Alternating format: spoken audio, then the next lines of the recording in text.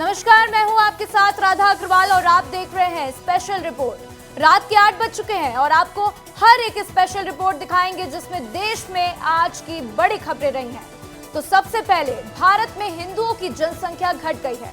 प्रधानमंत्री के आर्थिक सलाहकार परिषद ने अपनी ताजा रिपोर्ट में यह खुलासा किया है। रिपोर्ट में कहा गया है कि 65 सालों में जहां हिंदुओं की हिस्सेदारी में कमी आई है, तो वहीं अल्पसंख्यक खासकर मुसलमानों की आबादी बड़ी तेजी से बढ़ गई है। तो प्रधानमंत्री के आर्थिक सलाहकार परिषद के स्टडी पर आपको एक खास रिपोर्ट दिखाते हैं।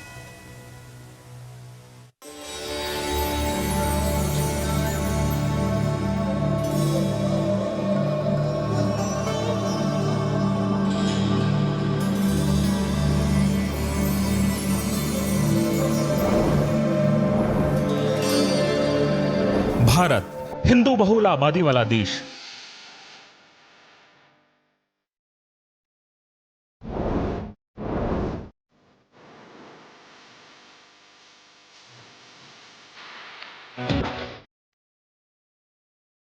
दुनिया में हिंदुओं की आबादी भारत में सबसे ज्यादा है, लेकिन एक आंकड़े चौंकाने वाले हैं।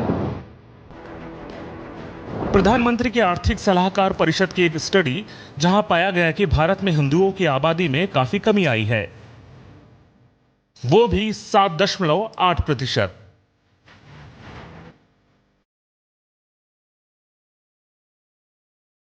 प्रधानमंत्री की आर्थिक सलाहकार परिषद ने इस रिपोर्ट को जारी किया तो चौंकाने वाले आंकड़े सामने आए। इस स्टडी में दुनिया भर के 167 देशों का अध्ययन किया गया। आपको बता दें, स्टडी के अनुसार 65 सालों में हिंदुओं की जनसंख्या हिस्सेदारी में काफी कमी आई है, जबकि अल्पसंख्यकों की जनसंख्या में काफी वृद्धि देखी गई है। आंकड़ों की बात करें तो हिंदुओं की हिस्सेदारी में 7.8% की कमी आई है। 1950 में हिंदुओं की हिस्सेदारी 84% थी, जो 2015 में घटकर 78% तक पहुंच गई। यह रिपोर्ट बहुत चिंताजनक और केवल चिंताजनक नहीं है, यह बड़ी खौफनाक है।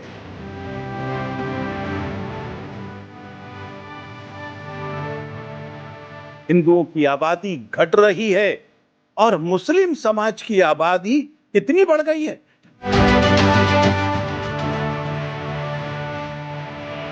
एक तरफ जहां हिंदुओं की हिस्सेदारी गिर रही है, तो वहीं अल्पसंख्यकों की हिस्सेदारी में भारी उछाल देखने को मिल रहा है। भारत के अल्पसंख्यकों में सबसे ज्यादा बढ़ोतरी मुस्लिम समुदाय में पाई गई है, जिसकी जनसंख्या में 43.15% का उछाल आया है। 1950 में जहां मुसलमानों की आबादी 9.84% थी, वहीं ये बढ़कर 14.9% हो गई है। लेखकों का कहना है कि डेटा के विश्लेषण से पता चला है कि भारत में अल्पसंख्यक न केवल सुरक्षित है, बल्कि जनसंख्या में भी तेजी से इजाफा हो रहा है। अल्पसंख्यकों में मुस्लिम के अलावा ईसाइयों में 5.38% और सिखों में 6.58% की बढ़ोतरी देखने को मिली है। हालांकि 1951 से 2015 के बीच जैन और पारसियों की हिस्सेदारी में कमी आई है। भारत के अलावा नेपाल में भी बहुसंख्यक यानी कि हिंदुओं की आबादी में 3.6% की गिरावट देखी गई है। भारत का पड़ोसी देश म्यांमार, जहां बहुसंख्यकों की आबादी में सबसे ज्यादा कमी देखी गई है। म्यांमार में बहुसंख्यकों की हिस्सेदारी 10% से कम हो गई है। आपको बता दें, भारत में जब से प्रधानमंत्री के आर्थिक सलाहकार परिषद की यह स्टडी सामने आई, जाहिर तौर पर प्रतिक्रियाओं का दौर चलना ही था। चिराग पासवान ने तो इस स्टडी पर चिंता जताते हुए समावेशी विकास का मुद्दा उठा दिया। भाई, ये अगर ऐसा है भी तो ये चिंता का विषय है ना। जब हम लोग समावेशी विकास की एक तरफ बात करते हैं, तो फिर सब एक साथ आगे बढ़ें, ये भी जिम्मेदारी सबके ऊपर होनी चाहिए। ऐसे में अगर कोई ऐसी जानकारी सामने आई है तो उस पर अध्ययन होना चाहिए। जनसंख्या के मामले में हिंदुओं की हिस्सेदारी में भारी कमी और अल्पसंख्यकों की आबादी में एक बड़े नंबर के साथ बढ़ोतरी मामले ने सियासत में रार ला दिया है। जहां सत्ता पक्ष इस मामले को बेहद चिंताजनक बता रहा है, तो वहीं विपक्ष इस रिपोर्ट पर उंगली उठाता दिख रहा है। लोकसभा चुनाव के बीच प्रधानमंत्री के आर्थिक सलाहकार परिषद की इस स्टडी ने उबाल खड़ा कर दिया है। आपको बता दें, बीजेपी जनसंख्या नियंत्रण के पक्ष में हमेशा अपना कड़ा रुख दिखाता है। ऐसे में देखना यह होता है कि क्या आर्थिक सलाहकार परिषद की इस स्टडी को चुनावी हवा दी जाती है। ब्यूरो रिपोर्ट, विस्तार न्यूज।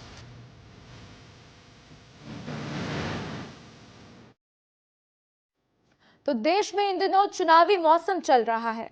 विभिन्न राजनीतिक दलों के नेता विरोधियों के खिलाफ बयानबाजी कर एक दूसरे की पोल खोलने में लगे हैं। इसी बीच भाजपा के नेता नवनीत रवि राणा के 15 सेकंड वाले एक बयान पर विवाद बढ़ता जा रहा है। राणा के बयान पर एआईएमआईएम के अध्यक्ष असदुद्दीन ओवैसी भड़क गए। उन्होंने कहा कि पीएम मोदी उन्हें 15 सेकंड दे दीजिए, हम भी तो देखें कि वो क्या करेंगे। ये रिपोर्ट देखिए। हम 25 करोड़ है ना, तुम 100 करोड़ है ना, ठीक है, तुम तो हमारे से इतने ज्यादा है। 15 मिनट के लिए पुलिस को हटा लो, बता लेंगे किसमें हिम्मत है, कौन ताकत है। 15 सेकंड अगर पुलिस को हटाया तो छोटे को बड़े में ये पता नहीं लगा कहां से आया और कहां को गया।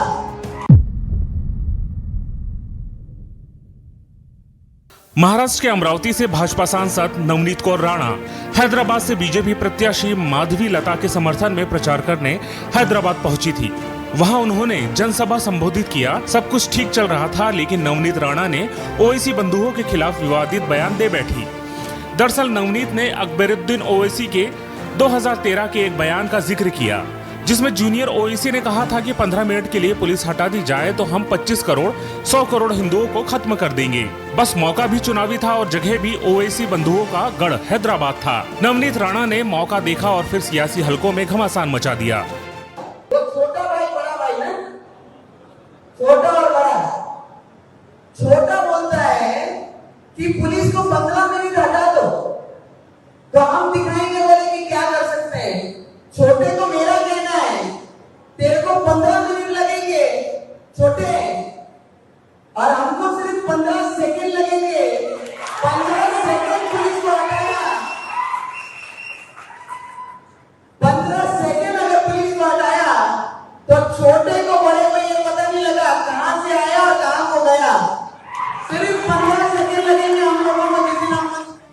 नवनीत राणा का कांग्रेस और ओवैसी बंधुओं पर गुस्सा अभी थमा नहीं था। उन्होंने लोगों को चेतावनी देने की कोशिश की। कहा कि अगर कांग्रेस और एआईएमआईएम को वोट दिया तो ये वोट सीधा पाकिस्तान को जाएगा, क्योंकि राहुल गांधी और एआईएमआईएम के लिए जिस तरह से प्रेम पाकिस्तान दिखाता है वो जग जाहिर है। पाकिस्तान किसी भी कीमत पर मोदी को चुनाव हराना चाहता है और प्रधानमंत्री पद से हटाना चाहता है।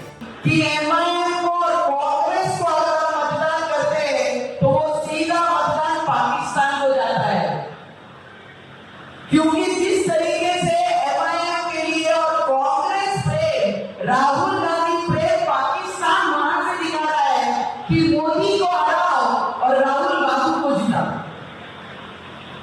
जैसे पहले पाकिस्तान के इशारों पे कांग्रेस सरकार रहने के बाद पाकिस्तान के इशारों पे देश चलाती थी कांग्रेस, आज वही पाकिस्तान फिर एक बार दिखा रही है कि उन्हें कांग्रेस से कितना प्यार और कांग्रेस के साथ बैठने वाला एमआईएम के साथ कितना प्यार है। बोलते हैं किसी को भी चुन के लाओ, किसी भले को चुन के लाओ पर मोदी जी को गिराओ। लेकिन जिस माधवी लता के लिए नवनीत राणा वोट मांगने गई थी, उन्होंने उनके बयान के पूरे मायने ही बदल दिए। उन्होंने कहा कि 15 सेकंड का मतलब पुलिस हटाना नहीं, बल्कि 15 सेकंड लेकर वोट डालने का था, क्योंकि हम किसी को डराते नहीं। हम किसी को डराते नहीं है, धमकाते नहीं है। हम चुटकी मारकर 15 मिनट के पुलिस हटाने के बात नहीं कहते हैं। हम बस यही कहते हैं हम औरत हैं, हम स्त्री का रूप धारण किए हैं। कोई भी हो हमारे स्त्री एक मातृ स्वरूप होती है। हम यही कहना चाह रहे हैं कि भैया 15 मिनट क्यों, एक 15 सेकंड ले लो, अपना वोट डालो। ये जो भड़काऊ भाषण में मत आओ। राणा का बयान आया तो एआईएमआईएम प्रमुख असदुद्दीन ओवैसी भड़क गए। उन्होंने कहा मोदी नवनीत राणा को 15 सेकंड दे दीजिए, आप क्या करेंगे? आप उन्हें 1 घंटा दे दीजिए, हम भी देखना चाहते हैं कि आपसे जरा सी भी इंसानियत बची है या नहीं। डरता कौन है? हम तैयार है। अगर कोई खुली चुनौती देता है तो फिर हो जाने दीजिए। प्रधानमंत्री आपका है, संघ आपका है, सब कुछ आपका है। आपको रोक कौन रहा है? हमें बताइए कहाँ जाना है, हम जाएंगे। तो ओवैसी ने राणा के पाकिस्तान वाले बयान पर भी जमकर हमला बोला। बिल्कुल बिल्कुल मोदी जी को मैं बोल रहा हूं कि 15 सेकंड दे दीजिए आप, बिल्कुल 15 सेकंड दे दीजिए। आप क्या करेंगे? अखलाक का हाल करेंगे, जैसा मुख्तार को किया वही करेंगे, या पीलू खान या फिर अपने रकबर। बिल्कुल आप दे दीजिए, मोदी जी के पास इख्तियार है, दे दीजिए 15 सेकंड। 15 सेकंड ने बल्कि 1 घंटा ले लीजिए ना, हम भी देखना चाह रहे हैं कि आप में कितनी इंसानियत अभी बाकी है या नहीं है। करिए, कौन डर रहा है। 2014 में नरेंद्र मोदी अफगानिस्तान से अचानक नवाज शरीफ के घर में लाइट देखे उतर गए, बिन बुलाए मेहमान, बेगानी शादी में अब्दुल्ला दीवाना पहुंच गए। तो वो क्या था फिर? वो क्या था? इनको जितने मुसलमान नजर आते हैं भारत में 17 करोड़, इनको यही लगता है कि ये पाकिस्तानी है। ओवैसी की पार्टी के बड़े नेता वारिस पठान ने नवनीत राणा और बीजेपी को घेरा। पठान ने कहा कि जैसा बयान राणा ने दिया वैसा बयान अगर हमसे कोई दे देता तो अब तक आसमान टूट पड़ा होता। उन्होंने चुनाव आयोग से कार्रवाई करने की मांग की। साथ ही कहा कि बीजेपी जानती है कि वो हार रही है, इसलिए उनके पास ऐसी बयानबाजी के अलावा और कोई रास्ता नहीं बचा। यही नहीं, तेलंगाना के मुख्यमंत्री रेवंत रेड्डी ने भी इस मुद्दे पर बीजेपी को घेरा। कहा यहाँ के लोग समझदार है, बीजेपी को वोट नहीं मिल रहा, इसलिए हिंदू मुस्लिम की बात कर विवाद खड़ा करने की कोशिश कर रहे हैं। नहीं, क्या करेंगे आप? 15 मिनट नहीं, 10 मिनट नहीं, 15 सेकंड के लिए पुलिस को हटा दो। क्या करेंगे? 15 सेकंड के लिए पुलिस को हटा के सारे मुसलमानों को मार डालेंगे, कत्लेआम कर देंगे। क्या कर रहा है पुलिस प्रशासन? क्यों अब तक कोई कार्रवाई नहीं, कोई एक्शन नहीं? क्या कर रहा है इलेक्शन कमिश्नर? क्या ये बयान अलाउड है इलेक्शन के अंदर? हम चाहेंगे कि इलेक्शन कमिश्नर इस बात का संज्ञान ले, इस स्टेटमेंट का संज्ञान ले और इनके खिलाफ सख्त से सख्त कार्रवाई करे। बार बार इन लोगों से कहता हूं कि ऐसे भाषण छोड़ दो, ये ठीक नहीं रहेगा, ये देश के लिए भी अच्छा नहीं है। कि इस देश में जितने भी मुसलमान लोग हैं, इस देश के हैं, वो लोग आजादी के लिए बहुत सारे लोग लड़ चुके हैं। तो इसीलिए आप मुसलमान और हिंदू में विभाजन ले आकर चुनाव जीतने के लिए जो कोशिश कर रहे, इस बार कामयाबी नहीं होने वाले। बता दें कि हैदराबाद सीट पर 1984 से ओवैसी परिवार का कब्जा है। हैदराबाद में 13 मई को चौथे फेज में वोटिंग होगी। यहाँ से भाजपा ने माधवी लता को ओवैसी के खिलाफ उतारा है। भाजपा ने पहली बार हैदराबाद सीट से किसी महिला उम्मीदवार को टिकट दिया है। हैदराबाद लोकसभा सीट 1984 से ओवैसी परिवार के पास है। असदुद्दीन यहाँ से 4 बार से सांसद है। उन्होंने 2004, 2009, 2014 और 2019 लगातार जीत दर्ज की है। उनसे पहले उनके पिता सुल्तान सलाउद्दीन ओवैसी 1984 से लगातार यहाँ के सांसद रहे थे। हैदराबाद क्षेत्र में 7 विधानसभा सीटें हैं। AIMIM के पास गोशा महल को छोड़कर सभी 6 सीटों पर कब्जा है। पहली बार बीजेपी ने असदुद्दीन ओवैसी के खिलाफ तेज तर्रार हिंदुत्व नेता माधवी लता को उतारा है। बीजेपी को पूरा भरोसा है कि माधवी लता इस बार ओवैसी के गढ़ में सेंध लगाने में जरूर कामयाब होगी। इसलिए बीजेपी के नेता ओवैसी बंधुओं को निशाने पर ले रहे हैं। वैसे नवनीत राणा का ये कोई पहला बयान नहीं है जिस पर विवाद खड़ा हुआ हो। वो अक्सर ऐसे बयानों से चर्चा में रहती है। ब्यूरो रिपोर्ट, विस्तार न्यूज। तो वहीं इंदौर में कांग्रेस प्रत्याशी के लोकसभा चुनाव छोड़कर बीजेपी में शामिल होने के बाद से कांग्रेस ने मतदाताओं से नोटा का बटन दबाने की अपील की है। तो इसको लेकर शहर में पहले ही पोस्टर वॉर छिड़ा हुआ है और अब इंदौर की जनता कह रही है कि अगर आपका सिक्का खोटा है तो हम क्यों दबाएं नोटा। ये रिपोर्ट देखिए।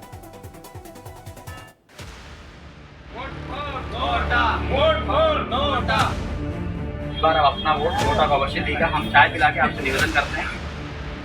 अगर कहें कि कांग्रेस अपने चुनाव चिन्ह हाथ छाप पर वोट डालने के बजाय नोटा का बटन दबाने के लिए लोगों से अपील कर रही है तो चौंकिएगा मत। ये कारनामा मध्य प्रदेश के इंदौर में हो रहा है। दरअसल इंदौर लोकसभा सीट से कांग्रेस प्रत्याशी अक्षय बम ने नामांकन वापस लेकर बीजेपी ज्वाइन कर ली। प्रदेश की राजनीति गर्मा गई थी। कांग्रेस के पास विकट समस्या आ गई। इंदौर सीट पर कांग्रेस प्रत्याशी ही नहीं बचा। अब कांग्रेस करे भी तो क्या, लिहाजा गली गली घूमकर लोगों से नोटा पर बटन दबाने की अपील कर रही है। भारतीय जनता पार्टी ने हमारे प्रत्याशी का अपहरण करा है। इसको लेकर कांग्रेस द्वारा एक रैली का आयोजन किया जा चुका है। ऑटो रिक्शा के पीछे पोस्टर चिपकाए गए हैं और लोगों को नोटा चाय पिलाई जा रही है। इस बार हमारा आपसे निवेदन है कि आप लोकतंत्र को बचाने के लिए इस बार नोटा को वोट दीजिए। Vote for NOTA, vote for NOTA. यही नहीं, खुद पीसीसी अध्यक्ष जीतू पटवारी भी इंदौर की जनता से नोटा पर वोट डालने की अपील करते दिख रहे हैं। जीतू पटवारी के नोटा अपील पर बीजेपी प्रदेश अध्यक्ष वीडी शर्मा ने भी कांग्रेस के खिलाफ हल्ला बोल दिया। नोटा मैसेज देगा इस क्राइम के खिलाफ, इसलिए अगर इंदौर शहर के लोग इसको आत्मसात करते हैं तो मैं समझता हूं कि देश भर में स्वच्छता का मैसेज गया, उससे बड़ा मैसेज राजनीतिक स्वच्छता का जाए। राजनीतिक स्वच्छता की नीड है अगर इस देश को, तो फिर आप मैसेज दें। ये भारत के लोकतंत्र के लिए किसी देश के राजनीतिक दल के प्रदेश इकाई के प्रमुख के द्वारा इस प्रकार का आह्वान करना, ये भारत के लोकतंत्र को कमजोर करना है। आपका सिक्का खोटा है और हम नोटा पर वोट डालें। कांग्रेस के नोटा अपील का बीजेपी ने भी तोड़ निकाल लिया, जिसके बाद कार्यकर्ताओं ने नोटा अपील के पोस्टर्स फाड़कर राष्ट्र हित में मतदान करने की अपील वाले पोस्टर्स ऑटो रिक्शा के पीछे चिपकाने शुरू कर दिए।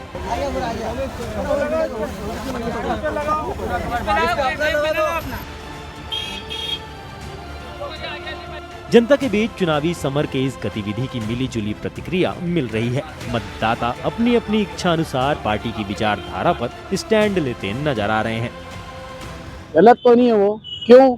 क्योंकि निर्वाचन में खुद इसके अंदर ऑप्शन दिया है, 14 कैंडिडेट है, अपने जो पसंद है कर सकते हैं। और कांग्रेस जो कह रही है कि नोटा का ऑप्शन दिया है उसको करो, तो वो गलत नहीं है। बात यह है कि अगर आपका ही सिक्का खोटा था तो यहाँ पे हम क्यों दबाए नोटा। एक ये पंचलाइन इंदौर में बहुत फेमस भी हो रही है और सही भी है। आपको बता दें, नोटा को लेकर कांग्रेस का ऐसा अनोखा प्रचार सुर्खियों में बना हुआ है। ऐसे में देखना दिलचस्प हो जाता है कि कांग्रेस के नोटा अभियान के बाद इंदौर के ईवीएम का चुनावी गणित क्या रहता है। ब्यूरो रिपोर्ट, विस्तार न्यूज। आप लोकतंत्र को बचाने के लिए इस बार नोटा को वोट दीजिए। तो वहीं लोकसभा चुनाव के बाद लगातार दूसरे दिन भी ईओडब्ल्यू और एसीबी की टीम की छापेमारी जारी है। महादेव ऑनलाइन सट्टा ऐप से जुड़े मामलों पर एसीबी और ईओडब्ल्यू की टीम ने कई शहरों में छापेमारी की। महादेव ऑनलाइन सट्टा ऐप के संचालक सौरभ चंद्राकर के चाचा दिलीप चंद्राकर के घर पर भी ईओडब्ल्यू ने दबिश दी।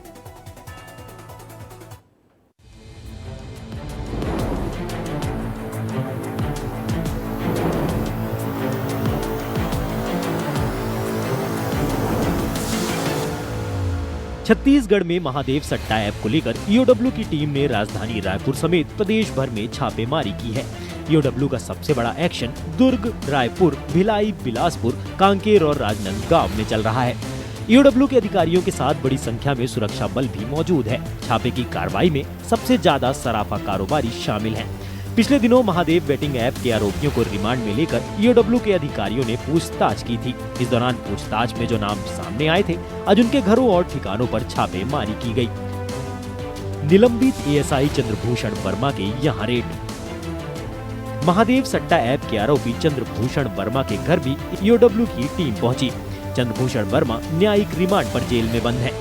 आरोप है कि उन्होंने महादेव ऐप से जुड़े लोगों को बचाने के लिए प्रोटेक्शन मनी लेकर पुलिस अधिकारियों और राजनेताओं तक पहुंचाने का काम किया है। धर्मजयगढ़ में कारोबारी मकान सील। महादेव बेटिंग ऐप मामले में ईओडब्ल्यू की टीम धर्मजयगढ़ पहुंची, जहां उन्होंने कारोबारी अनिल अग्रवाल और पिंटू अग्रवाल के नीचेपारा स्थित आवास में छापेमारी की है। हालांकि उनका घर बंद पड़ा मिला, लिहाजा अधिकारियों ने मकान को सील कर दिया। लोगों ने बताया कि ये मकान काफी समय से बंद है और इसमें कोई नहीं रहता। महादेव सट्टा ऐप के मामले पर आज ईओडब्ल्यू के अधिकारियों ने राजधानी रायपुर के 2 जगह पर छापेमार कार्रवाई की। निलंबित एसआई चंद्रभूषण वर्मा के घर पर और उनके भाई के घर पर कार्रवाई लगातार चल रही है। आने वाले दिनों में कई ऐसे अधिकारी हैं, नेता हैं, जिनके नाम पर भी ईओडब्ल्यू खुलासा करने वाली है। दुर्ग में एसीबी ईओडब्ल्यू की टीम ने सराफा व्यापारियों के ठिकानों और घरों में रेड मारी है। सहेली ज्वेलर्स और अलंकार ज्वेलर्स के संचालक के घर और दुकान सुबह से ही पहुंचकर दस्तावेजों की जांच पड़ताल की जा रही, साथ ही पूछताछ भी की जा रही है। लोकसभा चुनाव खत्म होने के बाद छत्तीसगढ़ में आज तड़के ईओडब्ल्यू और एसीबी की टीम ने कई जगहों पर रेड की कार्रवाई की है। उनमें से एक नाम है दिलीप चंद्राकर। दिलीप चंद्राकर के घर भी एंटी करप्शन ब्यूरो की टीम पहुंची है और यहां पे घर के अंदर जांच कर रही है। अब आप सोच रहे होंगे दिलीप चंद्राकर कौन है, तो दिलीप चंद्राकर के बारे में मैं बता दूं कि दिलीप चंद्राकर वही शख्स है जो सौरभ चंद्राकर महादेव का संचालक था, उनके चाचा लगते हैं रिश्ते में। ये उनका घर है दिलीप चंद्राकर का। यहाँ पर भी एंटी करप्शन ब्यूरो की टीम पहुँची है। यहाँ पे पुलिस के जवान बैठे हुए हैं, अंदर एंटी करप्शन ब्यूरो की टीम जांच कर रही है। और ऐसा बताया जा रहा है कि महादेव ऐप मामले को लेकर एंटी करप्शन ब्यूरो की टीम यहां पर जांच करने पहुंची है। यहां पे एंटी करप्शन ब्यूरो के कई लोग यहां पे पहुंचे हैं। ये उनका घर है, ऊपर भी जांच कर रही है। घर में दिलीप चंद्राकर और उनका परिवार भी मौजूद है, उनसे पूछताछ कर रही है। और उसके बाद जो भी दस्तावेज के आधार पर जो भी चीज़ें सामने आएगी, EOW और ACB की टीम प्रेस नोट के जरिए जारी करेगी। EOW की टीम इस मामले में कांकेर के चारामा पहुंची, जहां टीम ने हेड कांस्टेबल विजय पांडे के वार्ड नंबर 13 स्थित आवास में छापा मारा है। आपको बता दें कि एजेंसी का ये कांकेर में पहला एक्शन है। बता दें कि छत्तीसगढ़ में महादेव ऐप और शराब घोटाले को लेकर EOW और ACB की टीम लगातार एक्शन में है। कल शराब घोटाले में EOW ने भिलाई में आरोपी त्रिलोक सिंह ढिल्लन के घर छापा मारा था और आज महादेव ऐप के मामले में कई शहरों में छापेमारी की। ब्यूरो रिपोर्ट, विस्तार न्यूज। छत्तीसगढ़ में सुरक्षा बलों ने नक्सलियों के सफाये के लिए अपने अभियान में तेजी ला दी है।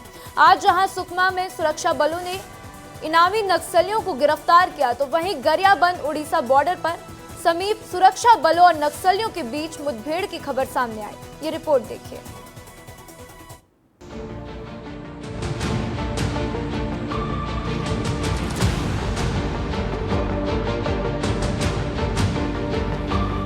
छत्तीसगढ़ से आतंकवाद का पूरा सफाया, ये बीजेपी सरकार का लक्ष्य है। तभी तो गृह मंत्री अमित शाह लोकसभा चुनाव की चुनावी जनसभा में इस बात का जिक्र कई बार कर चुके हैं।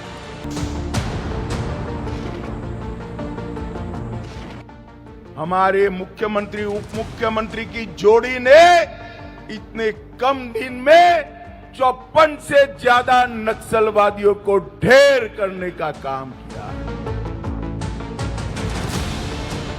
मैं आपको विश्वास दिलाता हूं, मोदी जी को तीसरी टर्म दे दीजिए, 3 साल में नक्सलवाद को हम समाप्त कर देंगे, छत्तीसगढ़ से समाप्त।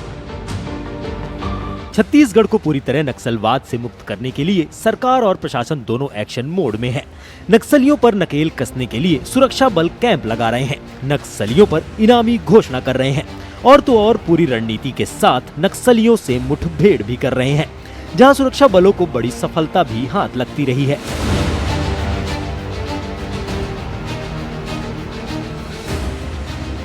सुकमा में हाल ही में सुरक्षा बलों को बड़ी सफलता हाथ लगी। सुरक्षा बलों ने 7 नक्सलियों की गिरफ्तारी की है, जिसमें 2 नक्सलियों पर 1-1 लाख की इनामी घोषणा भी थी। सुरक्षा बलों ने जब नक्सलियों की गिरफ्तारी की तो उनके पास से भारी मात्रा में विस्फोटक सामग्री बरामद हुई।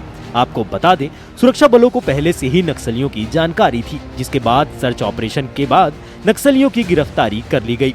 वहीं गरियाबंद और ओडिशा सीमा पर भी नक्सलियों के खिलाफ पुलिस ने मोर्चा खोल रखा है, जहां पुलिस और नक्सलियों के बीच मुठभेड़ की घटना सामने आई। छत्तीसगढ़ माध्यमिक शिक्षा बोर्ड ने 10वीं और 12वीं परीक्षा के नतीजे घोषित किए। नतीजों के बाद टॉपरों के घर शुभकामनाओं का सिलसिला जारी है। आज जारी हुए बोर्ड परीक्षाओं के नतीजों को लेकर आपको एक खास रिपोर्ट दिखाते हैं। माध्यमिक शिक्षा मंडल की अध्यक्ष रेणु पिल्लई ने बोर्ड परीक्षा के परिणाम जारी किए, जिसमें 12वीं की बोर्ड परीक्षा में महासमुंद की महक अग्रवाल ने टॉप किया। महक को 500 अंकों में कुल 487 अंक मिले हैं। 12वीं में टॉप करने पर महक के घर बधाई देने वालों का तांता लगा हुआ है। बहुत मेहनत की थी, ऑब्वियस सी बात है, बिना मेहनत के तो कोई भी फर्स्ट नहीं आ सकता है। एग्ज़ाम के दिन तो 4-4 बजे उठना पड़ता था वापस से रिवाइज करने के लिए, लेकिन हाँ ये ध्यान में रखना चाहिए कि ना कभी भी अपने माइंड में प्रेशर नहीं रखना चाहिए कि शिट आज एग्ज़ाम है, कैसे करेंगे। हमेशा अच्छे से लगन से पढ़ाई करनी चाहिए। वहीं जशपुर की रहने वाली आयुषी गुप्ता ने 12वीं में तीसरा स्थान प्राप्त किया। आयुषी के इस प्रदर्शन से परिजनों में खुशी का माहौल है। अगर मैं अपनी स्टडी ड्यूरेशन की बात करूं तो मेरी जो स्टडी ड्यूरेशन रहती थी वो 6 से 7 घंटों की रहती थी। उसमें से इफ़ेक्टिव स्टडी अगर बोला जाए तो 5 से 6 घंटे की रहती थी। ज़्यादा नर्वसनेस नहीं होना चाहिए क्योंकि वो बहुत इफ़ेक्ट करता है अपनी स्टडी आवर में। और जो पास नहीं भी हुए, चाहे 1 मार्क्स से या 1% से चूक भी गए, तो आगे की फ्यूचर के लिए प्रिपरेशन अच्छे से करें। मुझे चार्टर्ड अकाउंटेंसी करना है क्योंकि एज अ कॉमर्स स्टूडेंट मेरा शुरू से ही विज़न और एम क्लियर रहा है कि मुझे CA करना है। वहीं बालोद की रहने वाली हर्षवती साहू ने 12वीं बोर्ड परीक्षा में टॉप 10 में जगह बनाई। झलमला उच्चतर माध्यमिक विद्यालय में पढ़ने वाली हर्षवती साहू की कामयाबी से टीचर और परिजन बेहद खुश हैं। वहीं हर्षवती का कहना है कि वो आगे शिक्षा के क्षेत्र में काम करना चाहती है। अपने सभी टीचरों को इसका श्रेय देना चाहती हूँ और उन्हीं की मेरे ऊपर इतना भरोसा था और उन्हीं की मेहनत के कारण आज मैं छत्तीसगढ़ 12th बोर्ड एग्ज़ाम में अपना 5वां स्थान बना पाई हूँ। Thank you so much my all teachers. मेरे फैमिली वालों ने तो बहुत मेहनत किया है हम लोगों को अच्छे से पढ़ाने लिखाने के लिए। उन्होंने बहुत कष्ट झेले हैं और हम लोगों को इस मुकाम पर पहुँचाए हैं। तो मैं अपने मम्मी पापा को थैंक यू बोलना चाहती हूँ। पखांजूर के मरोड़ा शासकीय हायर सेकेंडरी स्कूल में पढ़ने वाली कंकना घरामी ने 12वीं में 8वां रैंक हासिल किया है। कंकना ने अपनी कामयाबी का श्रेय परिजनों और शिक्षकों को दिया। ये जो सफर रहा कक्षा 12वीं का, निश्चित रूप से बहुत ऊंच और नीच से भरा हुआ रहा। इतनी ऊंचाइयों और इतने बुरी परिस्थितियों में मेरा गुजरा, मैं अभी भी सोचती हूँ तो मुझे सही में बहुत मेरे रूह कांपते हैं कि मेरी बहुत बुरी परिस्थिति में यह साल गुजरा। लेकिन ये संभव हो पाया सबसे पहले मेरे शासकीय उच्चतर माध्यमिक विद्यालय मरोड़ा के जितने भी शिक्षक शिक्षिकाएं हैं, इतना फैमिलियर बिहेवियर रहा उनका। तो मुझे लगता है कि सबसे पहला श्रेय जो है निश्चित रूप से वही इसके हकदार है। और मेरे पेरेंट्स, मम्मी पापा, और इसमें बहुत खास योगदान रहा मेरे बड़े भैया का, जिनका जन्मदिन भी है, तो निश्चित रूप से और भी ज्यादा खुशी का माहौल है। इधर बात करें 10वीं की तो जशपुर की रहने वाली सिमरन संबा को 10वीं में पहला स्थान मिला। सिमरन के टॉप करने पर बड़ी संख्या में लोग उसके घर पहुंचे और सिमरन को बधाई दी। मैंने गवर्नमेंट स्कूल में 10th में एडमिशन लिया था। वहाँ की पढ़ाई जो बहुत ही अच्छी है, टीचर्स बहुत सपोर्टिव है। के समय में लोग कोचिंग पे बहुत ज़्यादा डिपेंडेंट है। क्या आपने कोचिंग कहीं से ली थी? नहीं, मैंने कोचिंग कहीं से नहीं की, ना ही मैंने फ़ोन में ऑनलाइन कोचिंग की। मैं सिर्फ सेल्फ स्टडी करती थी। कितने घंटे पढ़ती? उसको टाइम मिलता था सर ना, वो पढ़ाई ही करती थी। टाइम का कोई लिमिट नहीं था। कभी तो 7 घंटा, कभी 6 घंटा। ऐसा नहीं है कि बस टाइम से ही पढ़ी। जब वो टाइम मिला वो पढ़ाई करती थी। बहुत खुश है वो, अपना मेहनत से वो सब की है, ऐसा नहीं है। वहीं रायपुर की रहने वाली अंशिका ठाकुर ने 10वीं में दूसरा स्थान प्राप्त किया है, जिसके बाद उनके परिजनों में खुशी का माहौल देखने को मिल रहा। मुझे जब पता चला कि मैंने टॉप 10 में स्थान प्राप्त किया है, 4th रैंक, तो मुझे बहुत खुशी हुई। मेरी क्लास टीचर और दीदी ने मुझे बताया और घर में सब बहुत खुश थे। मुझे भी बहुत खुशी हुई थी क्योंकि मैंने मेहनत की थी टॉप 10 में स्थान प्राप्त करने के लिए और मुझे प्राप्त हुआ। जब मैं रोज़ सुबह 4 बजे से उठ के पढ़ती थी और तकरीबन 6 से 8 घंटे में डेली पढ़ती थी। डेली पढ़ना बहुत ज़रूरी होता है क्योंकि आप एक दिन भी नहीं पढ़ते तो आप पीछे हो जाते हो दूसरे से। मेरी पढ़ाई में मेरे टीचर्स और मेरी फैमिली का बहुत बड़ा योगदान रहा है। वहीं गरियाबंद के फिंगेश्वर में रहने वाली हुनीशा साहू को 10वीं में दूसरा स्थान मिला। हुनीशा साहू को 10वीं में 98.83% नंबर मिले।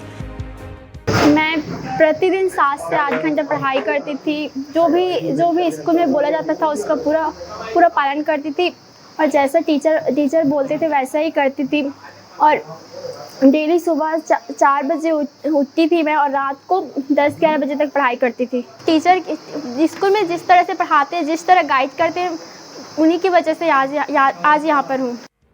वहीं बेमेतरा की रहने वाली श्रेजल ध्रुव ने 10वीं के टॉप 10 में अपना स्थान बनाया। श्रेजल ध्रुव को 600 में 584 अंक मिले। श्रेजल का कहना है कि आगे चलकर वो प्रोफेसर बनना चाहती है। काफ़ी अच्छा फल है जब आप कुछ पाना चाहो, आपको जब मिल जाता है तो उस तरीके का कि हार्ड वर्क बस करते रहो, फल को मत देखो, बस मेहनत करते रहो, आपका फल आपको मिल जाएगा। बस जो लेके आगे पढ़ना है, अच्छे से काम, फिर प्रोफेसर वाला जो एग्ज़ाम होता है वो क्लियर करके वो जॉब करना है प्रोफेसर वाला। इधर मनेंद्रगढ़ की रहने वाली शिप्रा तिवारी ने 10वीं की मेरिट लिस्ट में अपनी जगह बनाई। शिप्रा तिवारी का कहना है कि वो भविष्य में IAS अफसर बनना चाहती है। नहीं था लेकिन हाँ, हार्ड वर्क किया है, पढ़ाई की है, रैंक आया, अच्छा लगा। मेरी एल्डर सिस्टर से मैं इंस्पायर हूँ और उन्हीं के जैसा पढ़ना चाहती हूँ, उन्हीं के जैसा बनना चाहती हूँ। वहीं मुंगेली के रहने वाले योगेश साहू ने 10वीं में टॉप 8 में अपनी जगह बनाई है। दुर्गेश साहू को 600 अंकों में से 585 अंक मिले हैं। योगेश के माता पिता दोनों ही सरकारी स्कूल में शिक्षक हैं। परिणाम घोषित होने के बाद से योगेश को बधाई देने वालों का तांता लगा हुआ है। एग्ज़ाम कर लेकर तैयारी रही सर, साथ में मेरे मम्मी पापा थे, उनका स्ट्रगल था और मेरा भी स्ट्रगल था, और मेरे जो टीचर्स हैं, मेरे जितने भी मेरे स्कूल है, सब ने मेरे को अच्छे सपोर्ट किया, जिसके कारण आज मैं इतना कुछ कर पाया हूँ। और सर पढ़ाई तो सर मैं अपने स्कूल तो जाता ही था, स्कूल के साथ में स्कूल के आने के बाद मैं रोज़ 6 से 7 घंटे रोज़ पढ़ाई करता था सर। तो बचपन में जो गरीबी जो झेला हूँ, और मेरे पिताजी सर एक मजदूर हुआ करते थे, और हमको जैसा भी है सर सरकारी स्कूल में पढ़ाया जैसा भी है, उस टाइम के हिसाब से भी वो लोग मेरे माता पिता लोग बहुत मेहनत किए और जैसे तैसे हमको सरकारी स्कूल में पढ़ाए। तो कोई भी माता पिता ये नहीं चाहता सर कि मेरे बच्चे जो है मेरे से नीचे रहे या उनको तकलीफ मिले। तो मैं इनको सारी चीज़ें जो है सर, एक छोटी छोटी जो घटनाएं होती है आसपास में, परिवार में, समाज में, देश राष्ट्र में, हर जो घटना होती है सर, उनका विश्लेषण हम लोग अपने परिवार में बैठ के एक साथ करते हैं। जांजगीर चांपा के अकलतरा की रहने वाली 10वीं की छात्रा जागृति प्रजापति ने 97.17% अंकों के साथ मेरिट में 10वां स्थान हासिल किया है। इस मौके पर जागृति के परिजन काफी खुश नजर आ रहे हैं। जागृति की मां का कहना है कि जागृति ने कड़ी मेहनत से इस मुकाम को हासिल किया है। बहुत अच्छा लग रहा है और बहुत ही ज़्यादा खुशी हो रही है। मेरे मम्मी पापा और मेरे टीचर्स सर सब ने बहुत ज़्यादा मेहनत की थी पढ़ाने में। हमारे टीचर्स भी बहुत अच्छे हैं, जिन्होंने हमें पढ़ाने के लिए बहुत ज़्यादा फोर्स किया था, मतलब कि अच्छे से बताया था उन्होंने हर चीज़ को, और मेरे पेरेंट्स ने भी बहुत सपोर्ट किया। अभी अपनी मेहनत पे जैसे भी है ये मुकाम हासिल की है। अगर आज इसके पापा होते तो बहुत खुश होते वो। छत्तीसगढ़ में जहां एक और छात्राओं ने बोर्ड एग्जाम में बाजी मारी, तो वहीं सरकारी स्कूल के छात्र बोर्ड परीक्षा में टॉप पर रहे। 10वीं और 12वीं के इस साल का रिजल्ट पिछले 3 सालों के मुकाबले सबसे बेहतर रहा, जिसको लेकर छात्रों के साथ अध्यापकों में भी खुशी का माहौल देखने को मिला। ब्यूरो रिपोर्ट, विस्तार न्यूज। तो ये रहा आज जारी हुए बोर्ड परीक्षाओं का परिणाम और परीक्षा में सफल छात्रों की प्रतिक्रिया, जिसे हमने विस्तार से दिखाई। और अगली खबर भी छत्तीसगढ़ के बोर्ड परीक्षाओं से ही जुड़ी हुई है, क्योंकि अवनीश शरण 2009 बैच के आईएएस ऑफिसर जब आज छत्तीसगढ़ बोर्ड के 10वीं और 12वीं के नतीजे आने वाले थे, तो उससे पहले अवनीश का एक पोस्ट सोशल मीडिया पर वायरल होने लगा। पोस्ट था उन छात्रों को लेकर जो परीक्षा परिणामों के बाद परेशान रहते हैं और आनंद फानंद में कोई गलत कदम उठा लेते हैं। अवनीश शरण के पोस्ट पर आधारित दिखाते हैं आपको एक खास रिपोर्ट।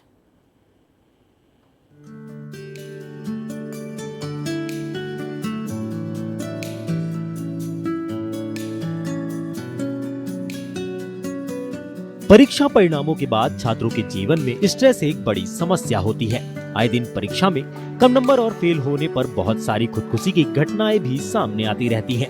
इच्छा अनुसार परिणामों के न आने पर छात्रों द्वारा आनंद फानंद में कई गलत कदम उठाए जाते हैं। इसी से बचना है तो छत्तीसगढ़ के एक आईएएस ने एक अनोखा कदम उठाया। आईएएस का नाम अवनीश शरण है, जो 2009 बैच के आईएएस अधिकारी हैं। दरअसल परीक्षा परिणाम जारी होने से पहले अवनीश शरण ने सोशल मीडिया एक्स पर एक पोस्ट लिखा, जिसके जरिए अवनीश शरण उन छात्रों का हौसला बढ़ाना चाहते थे जिनके परीक्षा में कम नंबर आए हों। अवनीश शरण लिखते हैं कि आज छत्तीसगढ़ बोर्ड परीक्षा के 10वीं और 12वीं के परिणाम आ रहे हैं। खराब मार्क्स लाकर कुछ गलत स्टेप उठाने से पहले एक बार मेरा 10वीं का रिजल्ट जरूर देख लें। यही नहीं, अवनीश ने तो सीडीएस और सीपीएफ जैसे प्रतियोगी परीक्षाओं का भी जिक्र किया, जहां उन्हें निराशा हाथ लगी थी। राज्य लोक सेवा आयोग की परीक्षाओं में भी अवनीश शरण को 10 बार से अधिक परीक्षा देने के बाद भी कोई सफलता हाथ नहीं लगी। इतनी असफलता के बावजूद भी अवनीश की इच्छा शक्ति मजबूत रही। उन्होंने यूपीएससी की परीक्षा दी और प्रथम प्रयास में इंटरव्यू राउंड तक पहुंचने में सफल रहे। फिर क्या था, दूसरी बार यूपीएससी की परीक्षा में उन्होंने 77वां रैंक लाकर अपना परचम लहराया। अवनीश शरण ने अपने परीक्षा परिणामों के माध्यम से साफ तौर पर उन छात्रों को प्रोत्साहित करने की कोशिश की जिन्हें परीक्षा परिणाम में निराशा हाथ लगी है। परीक्षा परिणाम से उत्पन्न तनाव को दूर करने के लिए माध्यमिक शिक्षा मंडल ने भी एक अनोखी पहल की, जहां एक टोल फ्री नंबर जारी किया गया। इस टोल फ्री नंबर पर परीक्षार्थी कई सवालों को लेकर परामर्श करवा सकते हैं। काउंसलिंग का जो है वो हमारा जो यहाँ पर हेल्पलाइन है वो तो हमारा 1 महीना चलेगा, बट जो टेलीमानस हेल्पलाइन है वो कॉन्स्टेंटली है। इसके अतिरिक्त जितने भी डिस्ट्रिक्ट हॉस्पिटल सब जगह काउंसलर्स उपलब्ध है, मेडिकल कॉलेजेस में साइकियाट्रिस्ट है। पेरेंट्स से ये अनुरोध है कि अगर आपको लगता है कि बच्चा थोड़ा ज़्यादा टेंशन में या डिप्रेशन में कोई है तो कृपया प्रोफेशनल हेल्प लेने से हिचके ना। प्रशासन की छात्रों के ऊपर से स्ट्रेस दूर करवाने के लिए ऐसी पहल को प्रदेश में खूब वाहवाही मिल रही है। ब्यूरो रिपोर्ट, विस्तार न्यूज। तो ईवीएम को लेकर सियासी सरगर्मियां अक्सर बढ़ी रहती हैं। ऐसे में चुनाव के दौर में राजनेताओं का ईवीएम पर निशाना साधना और भी तेज हो जाता है। दिग्विजय सिंह ने तीसरे चरण की वोटिंग के बाद ईवीएम को लेकर कुछ ऐसे सवाल खड़े कर दिए कि सियासी पारा एक बार फिर चढ़ गया। रामेश्वर शर्मा ने भी दिग्विजय के बयान पर तीखा प्रहार किया, जिसके बाद तो खुद इलेक्शन कमीशन के अधिकारियों को सामने आकर सफाई देनी पड़ गई। ये रिपोर्ट देखिए। मध्य प्रदेश की राजनीति में दिग्विजय सिंह एक ऐसे नेता हैं जिनके बयान हमेशा सियासत के केंद्र में रहते हैं। ऐसा ही एक बयान एक बार फिर चर्चा का विषय बन गया। दरअसल बीते दिन दिग्विजय सिंह ने ईवीएम को लेकर बयान दिया, जिसमें उन्होंने चाचौड़ा के बूथ नंबर 24 में 11 वोट डाले गए, लेकिन ईवीएम मशीन में 50 वोट दिखाई दिए। ये बात कहकर एक बार फिर से ईवीएम पर सवाल खड़े कर दिए। पोलिंग बूथ नंबर 24 चाचौड़ा में बूथ डले 11, मशीन बता रही है 50। ये क्या है? यहाँ दिग्विजय ने बयान दिया और वहाँ बीजेपी नेता एक्टिव मोड में आ गए, जिसके बाद पलटवार करते हुए रामेश्वर शर्मा ने उल्टा दिग्विजय पर तीखा हमला बोला। उन्होंने कहा कि दिग्विजय सिंह को कैसे पता कि 11 वोट ही डाले गए। दिग्विजय सिंह जी वहाँ पोलिंग एजेंट थे क्या? उस बूथ पर जो डले वही दिख रहे होंगे। दिग्विजय सिंह की मानसिकता तो हर हमेशा इस बात पर हो गई, भारतीय लोकतंत्र को किसी भी तरह अपमानित करना, लोकतंत्र का उपहास उड़ाना। कभी वो ईवीएम पर सवाल खड़े करते हैं, कभी चुनाव आयोग पर सवाल खड़े करते हैं, कभी न्यायपालिका पर सवाल खड़े करते हैं, और कुल मिलाकर देश की जनता ने अब दिग्विजय सिंह पर ही सवाल खड़े कर दिए। बीजेपी की तरफ से हमले तेज हुए तो दिग्विजय सिंह का बचाव करते हुए कांग्रेस मीडिया प्रभारी मुकेश का बयान सामने आया, जिसमें उन्होंने कहा, हम तो पहले से ही ईवीएम पर सवाल उठाते आए हैं। जिस जापान में ये मशीन बनी, जब वो अपने देश में इन मशीनों का प्रयोग नहीं करते, अमेरिका ने इन मशीनों का प्रयोग बंद कर दिया, पूरे यूरोप ने इन मशीनों का प्रयोग बंद कर दिया, तो भारत में जब विपक्षी दल चाहता है तो निर्वाचन आयोग ये पुरानी पद्धति को लागू क्यों नहीं करता है? अब जो जिन पोलिंग बूथ का माननीय दिग्विजय सिंह ने जिक्र किया है वो वहाँ से चुनाव लड़ रहे हैं, उनकी जानकारी में है, इसलिए उन्होंने ये प्रश्न उठाया है। अब वहाँ रामेश्वर शर्मा थोड़ी उस पोलिंग बूथ पे उपस्थित थे।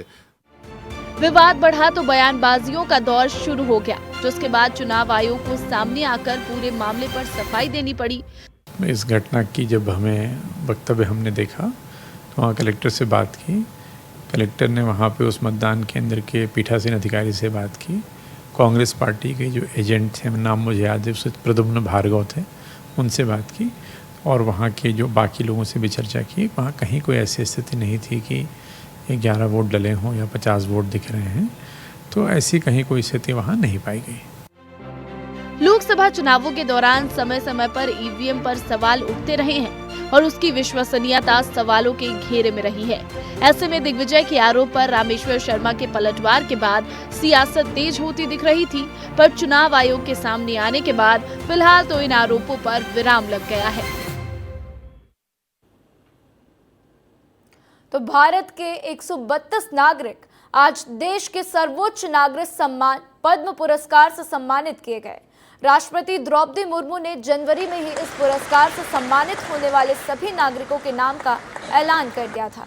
तो गुरुवार के दिन सभी 132 लोगों को पुरस्कार से सम्मानित किया गया है और इस मौके पर प्रधानमंत्री नरेंद्र मोदी और गृह मंत्री अमित शाह भी मौजूद रहे।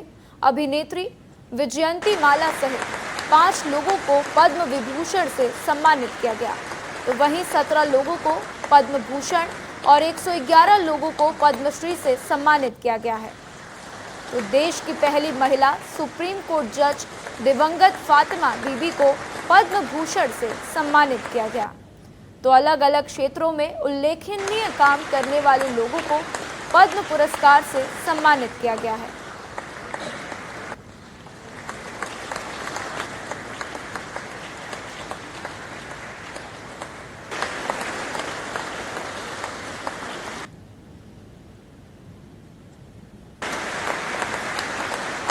तो आपको बता दें कि पद्म विभूषण पाने वालों में वैजयंती माला बाली को कला के लिए, कोनिडेला चिरंजीवी को कला के क्षेत्र में, पूर्व उपराष्ट्रपति एम वेंकैया नायडू को सार्वजनिक मामले के क्षेत्र में और पद्म सुब्रमण्यम को कला के क्षेत्र में पुरस्कार दिया गया है। तो वहीं पद्म भूषण पाने वालों में आपको बता दें कि मिथुन चक्रवर्ती को कला, सीताराम जिंदल को व्यापार एवं उद्योग, राम नाइक को सार्वजनिक मामले, प्यारे लाल शर्मा को कला के लिए पद्म भूषण से नवाजा गया।